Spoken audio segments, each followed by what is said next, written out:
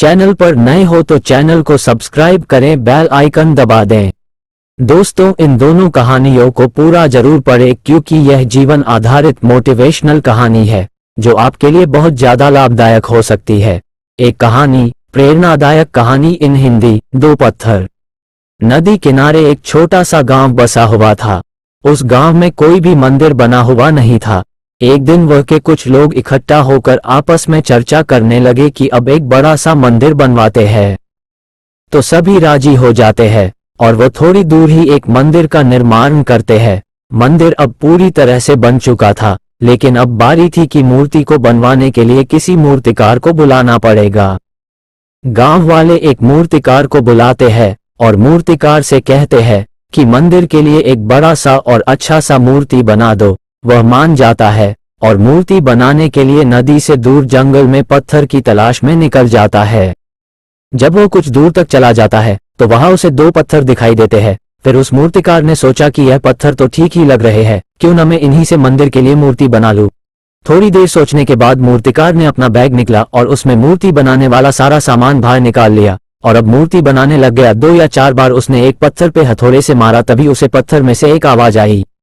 पत्थर ने मूर्तिकार से कहा, तुम मुझे क्यों मार रहे हो? मैंने तुम्हारा क्या बिगाड़ा है? मुझे छोड़ दो, मुझे मत तोड़ो। जब मूर्तिकार ने यह सुना तो उसने उस पत्थर को तोड़ना छोड़ दिया और दूसरे पत्थर के पास जाकर उस पे मूर्ति बनाने लग गया।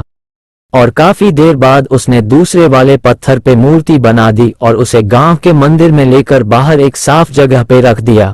अब सभी गांव वाले उस जगह पे इकट्ठे हो गए जहां पर मूर्ति राखी हुई थी। उसे देखने लगे, तभी एक आदमी बोले, हमें मंदिर में मूर्ति रखते समय एक और पत्थर चाहिए जिस पे हम नारियल को फोड़ सके।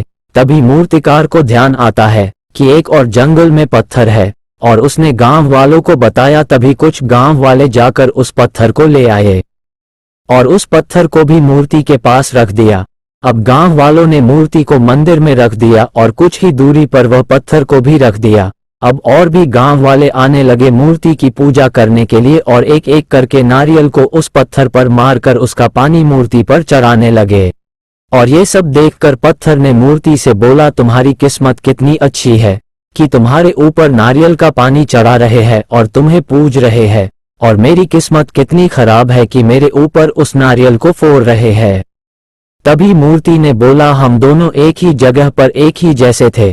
पहले तुम्हारे पास मूर्तिकार आया था और तुम्हारी किस्मत भी अच्छी होती अगर तुम थोड़ा और दर्द सह लेते, लेकिन तुमने थोड़ा सा भी दर्द नहीं सहा और वहीं पर पड़े रहे। मैंने 1000 बार उस चोट को सहा है जिससे मेरी किस्मत आज मुझे यहाँ पर लाई है। और मुझे अब लोग पूछते हैं, ये सच है कि आराम और मुश्किलों से जो बचता है वह तुम्हारे जैसा ही होता है, और जो मेरे जैसे मुश्किलों का सामना करता है वह एक दिन सफल जरूर होता है। ठीक, जो भी व्यक्ति मुश्किलों को हार करता है उसे सफलता जरूर मिलती है, और वहीं पे जो भी मुश्किलों से डरते हैं, भागते हैं, वो कभी सफल नहीं हो सकते और उनके लिए हमेशा मुश्किलें बड़ी आती रहती है। दो कहानी, राजा उसकी बेटी और राज्य की कहानी। एक नगरी में एक राजा राज्य करता था।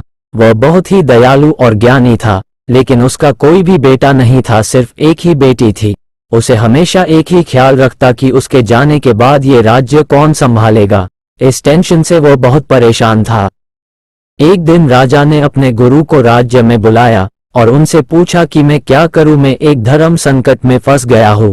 मेरा कोई बेटा नहीं है, बस एक बेटी है। मुझे बताओ, मेरे जाने के बाद ये राज्य आगे कैसे चलेगा।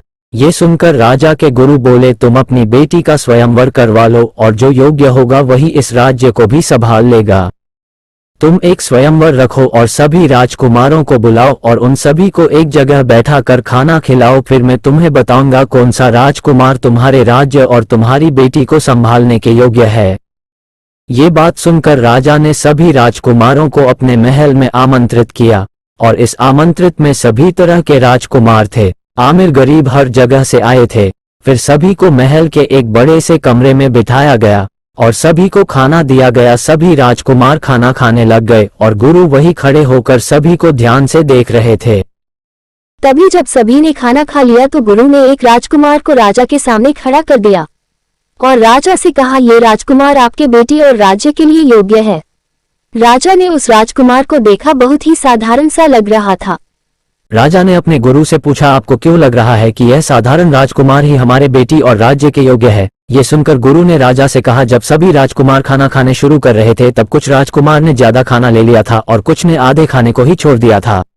बस एक यही राजकुमार था जिसने अपनी थाली में एक भी अनाज का दाना नहीं छोड़ा था। राजा ने गुरु की बात सुनी पर वो हैरान थे कि खाना पूरा खत्म करने पर कोई राज्य को कैसे संभाल सकता है। राजा के इस चेहरे को देखकर गुरु को लगा कि अभी भी राजा चिंता में लग रहे हैं, इनके मन में काफी सवाल लग रहे हैं। फिर गुरु ने राजा से कहा, मैं जानता हूं तुम्हारे मन में सवाल है, तुम इस राजकुमार से ये करने का कारण पूछो। फिर राजा ने युवा से पूछा, राजकुमार तुमने अपनी थाली का एक एक दाना क्यों खा लिया? क्या तुम्हें बहुत जोरों की भूख लगी थी? राजकुमार ने राजा के सवाल का जवाब देते हुए कहा, हे महाराज, मेरे ऐसा करने के पीछे 3 कारण है जिसकी वजह से मुझे ऐसा करना पड़ता है। मैं एक साधारण परिवार से हूँ और जब भी हमें खाना मिलता है हम उस खाने को पूरा कहते हैं। सबसे पहला कारण, हमारे पिता के प्रति आदर। हमारे पिता दिन भर मेहनत करके पूरे परिवार के लिए खाना जुटाते हैं, तो हम उनकी मेहनत का अपमान कैसे कर सकते हैं? दूसरा कारण, हमारी माँ का जो सुबह जल्दी उठकर हमारे लिए खाना बनाती है और हम उसके इस मेहनत का अपमान कैसे कर सकते हैं? और तीसरा कारण बहुत ही महत्वपूर्ण है, क्योंकि यह उन किसानों के लिए है जो कड़ी धूप और ठंड में मेहनत करके खेतों में अनाज उगाते हैं। हम उनका अपमान कैसे कर सकते हैं? महाराज, अब आप ही बताइए, मैंने किया है वो सही है या फिर गलत? राजा ने जब यह सब सुना तो बहुत ज्यादा खुश हो गए और अब उनके मन में कोई भी शंका नहीं थी। और अब राजा ने अपनी बेटी की शादी उस राजकुमार से करवा दी और कुछ समय बाद अपना राज्य भी राजकुमार को सौंप दिया और राजकुमार ने उस राज्य को बहुत अच्छी तरह से संभाला।